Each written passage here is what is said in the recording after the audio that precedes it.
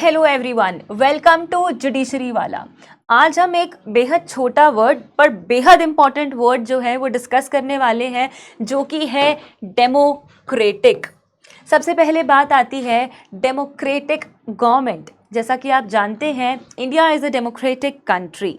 इसका मतलब क्या है? इसका मतलब ये है government which gets it authority from the will of the people.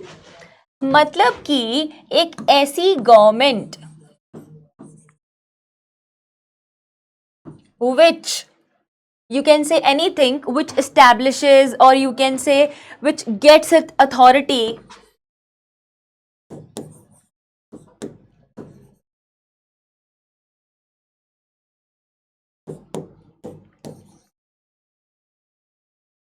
from the will of the people.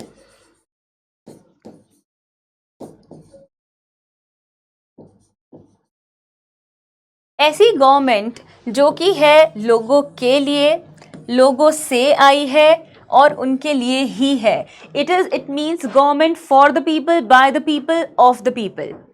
तो अगर अब मैं बात करूं डेमोक्रेटिक वर्ड की, उससे पहले आप सबने प्रियम्बल पढ़ा होगा।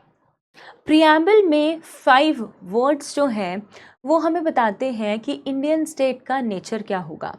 अब बात करते हैं वो 5 वर्ड्स कौन से हैं।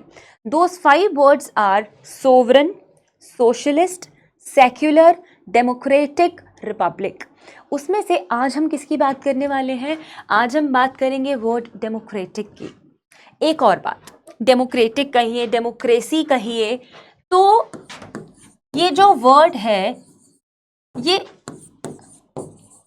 आया कैसे? Demos means people, kratos means government. क्या ये कहना गलत होगा? लोगों की सरकार। लोगों की सरकार। तो भारत एक ऐसा लोकतंत्र है जहां पर कौन इलेक्ट होगा, कौन सरकार चलाएगा, किसकी सरकार बनेगी, ये सब डिसाइड कौन करता है? ये सब डिसाइड करते हैं भारत के लोग। It depends on the will of the people of India. तो जब मैंने आपको बताया कि हम 5 वर्ड्स जो कि हमें बताते हैं that what is the nature of the Indian state, तो उसमें से एक वर्ड है डेमोक्रेटिक। दैट मीन्स लोगों की सरकार, पीपल गवर्नमेंट। हमने पढ़ा that it is government of the people, for the people, by the people. तो इंडिया जब एक यू कैन से एक डेमोक्रेटिक कंट्री है जहां पर लोग बताते हैं, लोग डिसाइड करते हैं, वो आज़ाद हैं, उनके पास सारी पावर है। तो अब आपको ये बात समझनी है कि डेमोक्रेटिक जो है वो एक ऐसा सिस्टम ऑफ गवर्नमेंट है। Please understand that democratic is that system of government which has supreme powers, or you can say which gives supreme powers, or you can say where supreme powers are vested in whom? Write down in the comment box na, in whom supreme powers are vested in the people of India and exercised by the people directly वो अपनी powers को exercise कर सकते हैं, और you can से through elected representatives. क्या ये कहना गलत है कि इलेक्ट्रल प्रोसेस जो है that is a characteristic of democracy? Election होंगे तभी तो आप डिसाइड करेंगे, वरना कैसे करेंगे?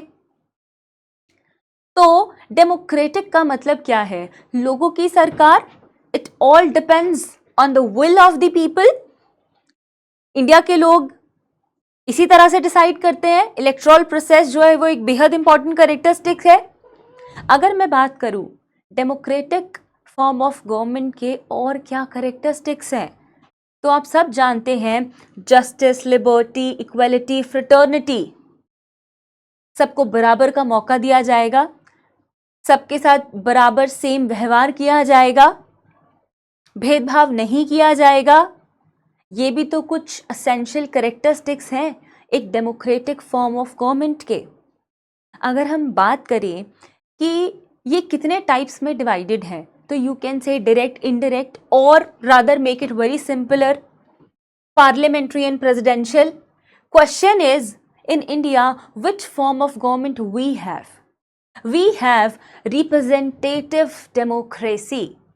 In other words, you can say it's a parliamentary form of government, जहां पर इंडिया के लोग जो हैं अपनी विल से अपने रूलर्स को, कौन जो है गवर्नमेंट होगी, उन्हें अपनी विल से डिसाइड करते हैं इलेक्ट्रल प्रोसेस के थ्रू। इलेक्शंस होते हैं, आप लोग भी डिसाइड करते हैं, आप वोट डालते हैं। तो भारत एक ऐसा लोकतंत्र है जो कि किस पे डिपेंड करता है? That depends upon the will of the people, जिससे हमें पता चलता है कि India as a state, India का नेचर क्या है? तो इंडिया का नेचर है that it is a democratic country. लोगों के लिए है, लोगों की वजह से है, और हमेशा लोगों की विल पर है। अंडरस्टैंड?